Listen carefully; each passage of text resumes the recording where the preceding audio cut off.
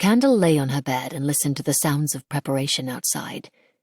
Chatter and laughter filtered in through the cracks of the shutters, and from the distance came the sweet, exciting strains of instruments. It was the midwinter solstice, her birthday, but she was not invited to the party. Her parents had made it clear that she should remain indoors, preferring to spare their guests the discomfort of having to look at her. Candle glared at the thatch of the ceiling and pondered the theft of some cakes. At the very least, this would entertain her for the day, and she knew the cooks had been busy in the kitchens below. The tantalizing smells that had risen to her little room under the eaves had been making her stomach rumble all morning. Custard tarts were her favourite, and she hadn't eaten since the night before, when her mother had shooed her out of the kitchen and bade her stay away. Swinging her legs off the bed, she wandered over to the window and stretched. It was a fine day, too fine to remain indoors, forgotten and bored. No one would miss her. No one would even think to check. Her eyes slid to the pile of half-finished paintings on the little wooden stool she used as a bedside table. Perhaps now that she was 16, what better gift from her ancestors than the gift of magic? She swept the table clean and took out the stub of her candle from her pocket. Setting it down carefully, she regarded it. Just an ordinary beeswax candle, short and dumpy. But perhaps today her ancestors would find her worthy. She drew in a breath and prayed, naming each ancestor in turn. Then, squeezing her eyes shut, she touched a finger to the unlit wick.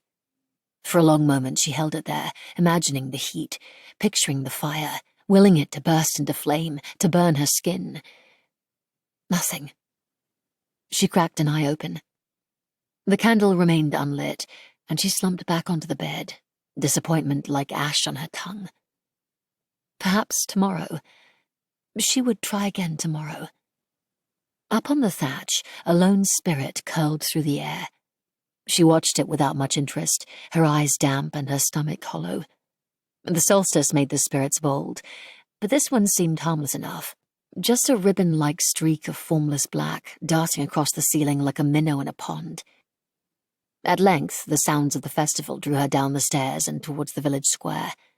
Taking care not to be seen, she found sanctuary in the forked branches of an old silver tree. It overlooked the party, making an excellent, if uncomfortable, hiding place. From this elevated position, she had a good view of both the festivities and the spirits. The villagers danced and sang, unaware of the hungry shades that hovered in the doorframes, the open windows, and the deep shade. The fabric that separated the worlds was thin, and she could see the spirits poking and prodding, trying to find a way through. Packed into the in-between spaces, they reached out grasping, spindly fingers towards the oblivious villagers. This time of year, Candle could see features that were normally indistinct.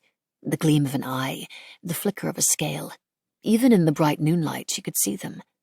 They came in all shapes and sizes, furred and scarred and smooth. Some were small and rodent-like, others bigger than a man. The most disturbing ones were vaguely humanoid, but with twice the usual number of limbs, or some other oddity. They looked as if they had been imagined by some mad god, a mad god who had taken bits and pieces of living creatures and sewn them all up together in the dark. The spirits hated the living, though Candle didn't know why.